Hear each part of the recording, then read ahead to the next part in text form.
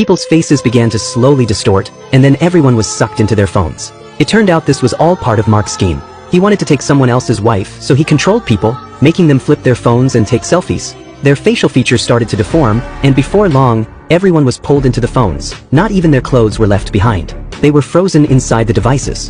When the host saw this, he tried to run, but as soon as he opened the door, Mark was already standing there, blocking the way. Mark forced the host back onto the stage, then changed into his wedding suit. The bride's dress also changed, from black to bright red. Mark then began his own wedding ceremony, holding the bride as he danced with her. Soon after, a large group of police arrived, quietly surrounding the church. Mark had no idea danger was coming. He was still immersed in his wedding. The bride cooperated helplessly. Mark, overjoyed, spun his head around just as the police broke through the windows and rushed into the church. They pointed their guns at him.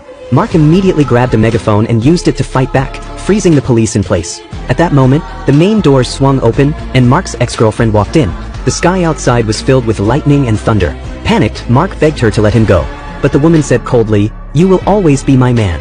Beside them, a young girl picked up a book from the ground. Following the instructions inside, she drew a square and knocked twice. A huge serpent burst out. Its jaws opened wide as it lunged toward Mark. Mark waved a red cloth, shielding his ex-girlfriend. The serpent dove, crashing into both of them, knocking them deep underground. The bride tried to escape, but Mark pulled out a marriage contract. The girl shouted angrily, "You broke the rules first, so this marriage is invalid." The contract immediately burst into flames. It turned out there was more than a 600-year age gap between them, making their union impossible. Mark's body began to swell, slowly floating into the air. Finally, his body exploded into fragments that drifted down from above.